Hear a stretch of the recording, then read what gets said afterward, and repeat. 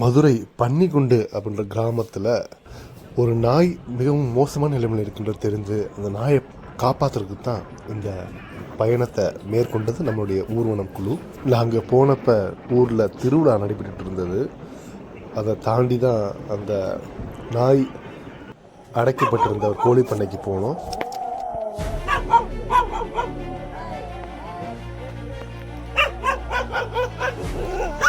ரூம்க்கு கணக்கா பாதை எப்படி தானே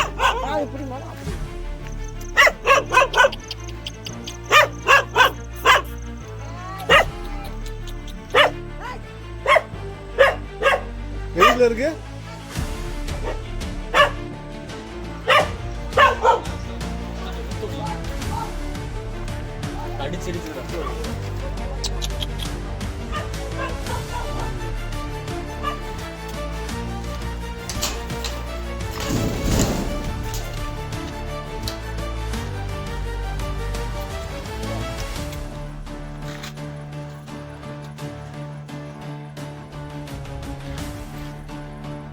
இது கடிச்சு இந்த இது கடிச்சு ஓட்ட போட்டு போகுது.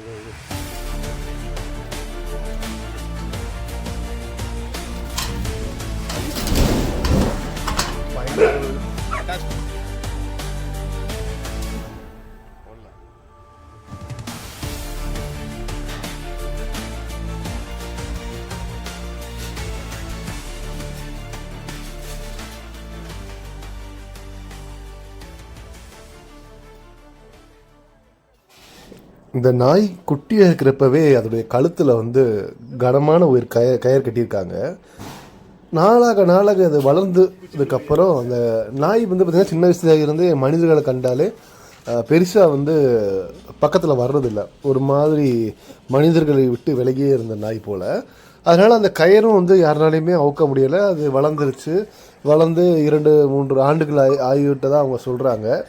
இத்தனை வருஷமாக அந்த நாய் வந்து பார்த்திங்கன்னா இதே ஒரு கொடுமையில் தான் வந்து வாழ்ந்துட்டு இருக்குது. ரொம்ப கஷ்டமாக இருக்குது. நீங்கள் அது ரெஸ்கியூ பண்ணுறப்ப பார்த்தீங்கன்னா நல்ல கனமான ஒரு நைலான் கயிறு நம்ம பொதுவாக ஆடுகளுக்கெலாம் கட்டுவாங்க பார்த்தீங்களா. ஸோ அது மாதிரி இப்போ இந்த வேட்டை நாய்களுக்கு கட்டுவாங்க, நீங்கள் நிறைய பார்க்கலாம். நாட்டின நாய்களுக்கு அந்த மாதிரி நல்ல உருளையான ஒரு நைலான் கயிறு அப்படி கழுத்தில் சின்ன வயசில் இருந்தே அது வளர கழுத்து பெருசாக கயிறு இருக்கு. கரெக்டாக அதோடைய தொண்டைக்கு பக்கத்தில் எல்லாம் அழுத்தி காயம் ஏற்பட்டிருந்தது. ரொம்ப கஷ்டமாக தான்.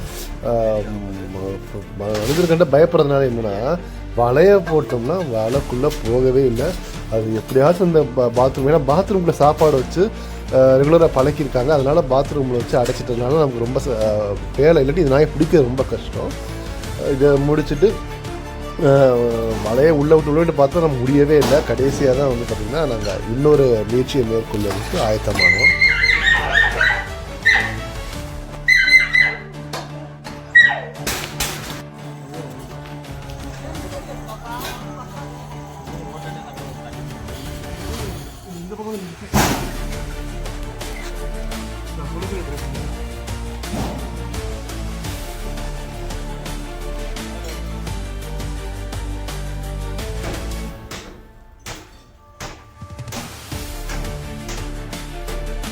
மேலே ஆஸ்பெட்டாஸ் ஷீட்னால கூரை போட்டதுனால அதை உடச்சி தான் நம்மளால் நாயை பிடிக்க முடியுன்ற அளவுக்கு நம்ம சூழல் இருந்தது.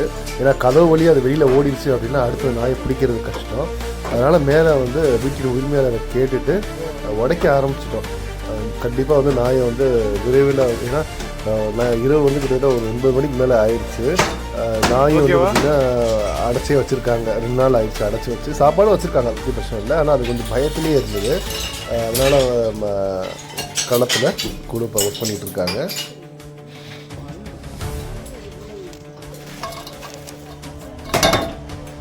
கம்பி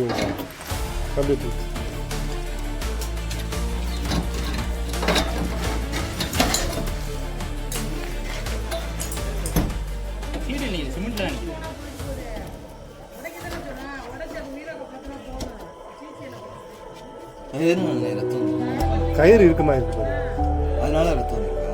சின்ன வயசுலேயே கட்டின மாதிரி சொல்கிறாங்க.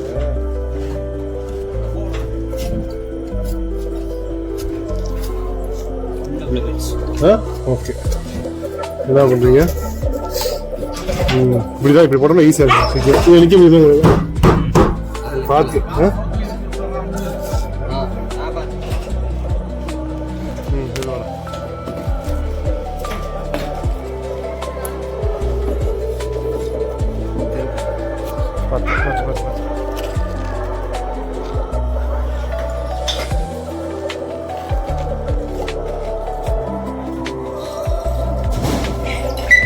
சூப்பர்.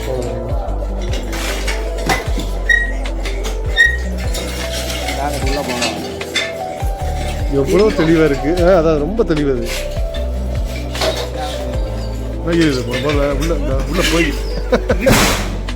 ரொம்ப தெளிவாக இருக்கு. ஏய், இவனை காப்பாற்ற வந்திருக்கு. அமைதியாரு, கையே வலிச்சு போயிருந்தா.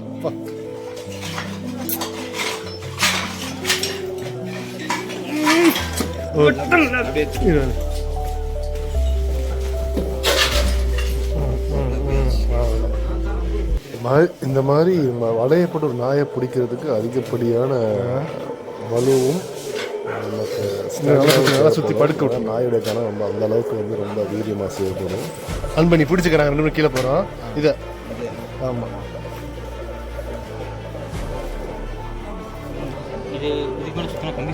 போதும் போதும். அடிக்குது, கிளிக்குது, நல்லா திரும்ப முடியுதா? சாகடிக்கியா?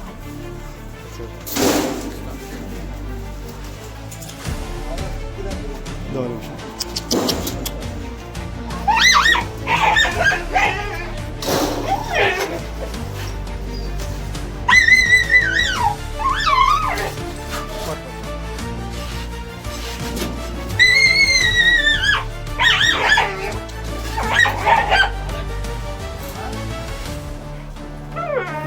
நல்லா சுத்துறா, நல்லா அது ஆடவே கூடாது, நல்லா சுத்து.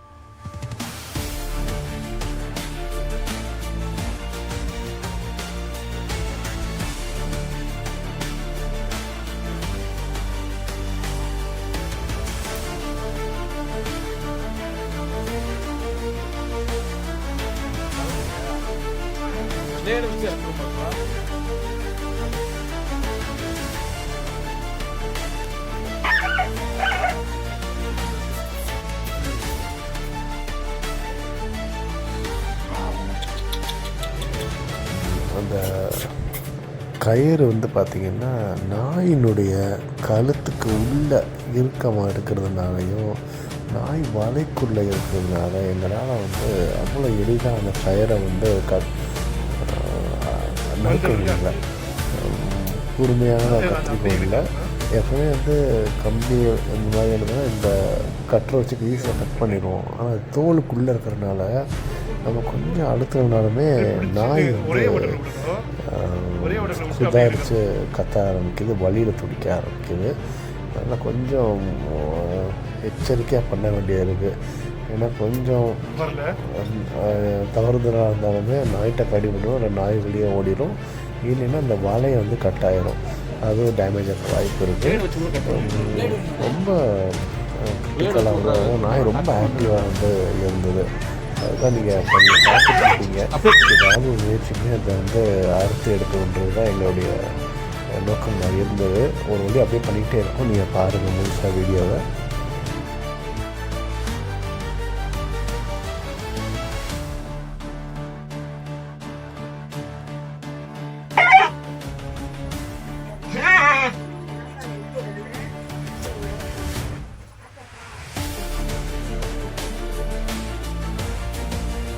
மெது வர்றோம் அடுத்துருங்க. அடுத்தோட இப்படி உருவதானே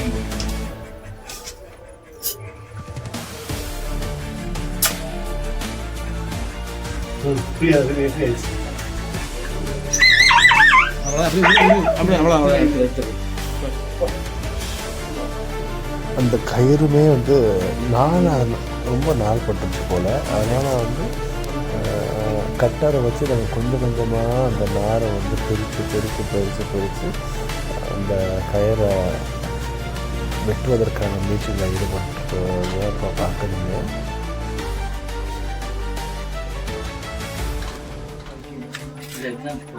அப்படியா?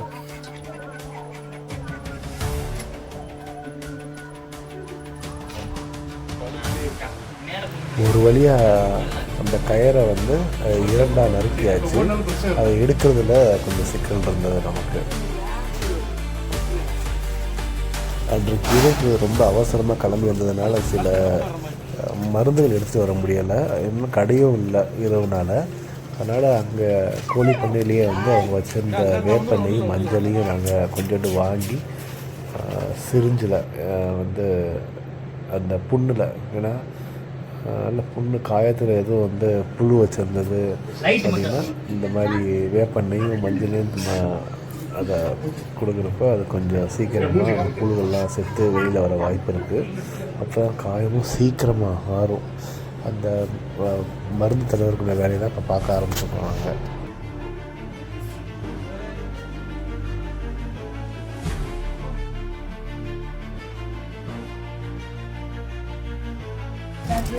எப்படி சூப்பாச்சு கழுத்துல?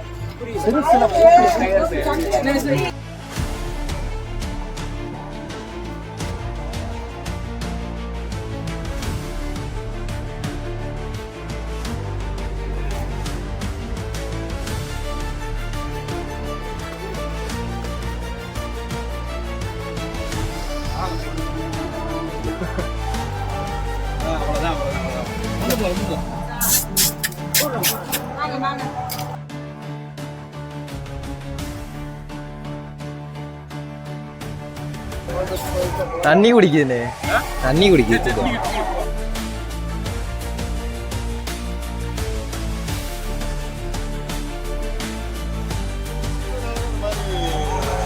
எதை பார்த்தாலும் பயணிக்க